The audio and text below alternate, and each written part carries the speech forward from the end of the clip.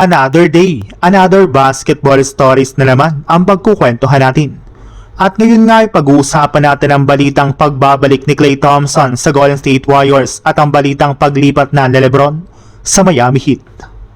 Kahit gustuin man nga po ni Klay Thompson na umalis sa Dallas Mavericks ngayong offseason, ay hindi para naman nga po niya hawak ang kanyang kapalaran since meron para naman nga po siyang natitirang isang taon sa kanyang kasalukuyang kontrata. Ibig sabihin, hihintayin para naman nga po nito kung ano ang magiging desisyon sa kanya ng front office ng Dallas Mavericks. It's either i-trade siya nito sa ibang kupunan sa mga susunod na araw o di kaya i-waive na lang ang kanyang kontrata. Kapag itinrade nga po siya ng Mavs ay wala nga po siyang ibang choice kundi maglaro sa ibang team. Ngunit kung sakali man nga po na i-waive siya ay asahan na nga daw po ninyo na hindi siya magdadalawang isip na bumalik ngayong offseason sa Golden State Warriors. Buo na rin naman nga po ang kanyang desisyon na gusto niyang muli maglaro sa Warriors at tapusin na ang kanyang NBA career dito. Ibig sabihin, wala nga po siyang pakialam kung mababa man ang kanyang makukuhang kontrata sa Jazz W basta't makabalik lamang siya sa kanilang lineup. Mismong si Klay Thompson na nga po nagsabi mismo sa isa sa mga fans ng Jazz W ng kanyang plano at kahit anuman nga po ang mangyari, ay tutuparin nga po niya ito.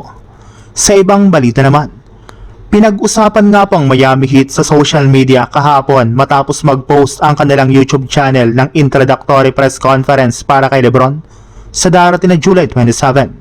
Although agad itong tinanggal ng social media team ng Miami Heat at sinabing isa lang naman nga po itong paghahanda, ay hindi na naman nga po na iwasan ng mga fans na pag-usapan ang posibilidad na pagkuha nila kay LeBron.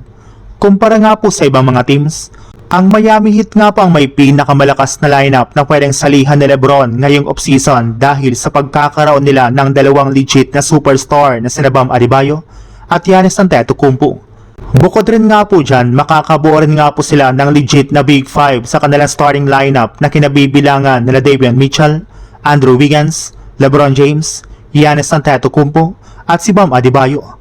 Bagamat man nga po marami ang nagsabi na napakahina nga po ng bench ng Miami Heat kasunod ng pagkawala ng ilan sa kanilang mga key players sa trade, which is hindi rin naman nga po totoo gayong andito para naman nga po sina Tim Hardaway Jr., Pelle Larsson, Nikola Jovic, Bobby Portis Jr. at si Drew Smith at pwede pa nga po silang kumuha ng mga bagong players na available sa free agency market.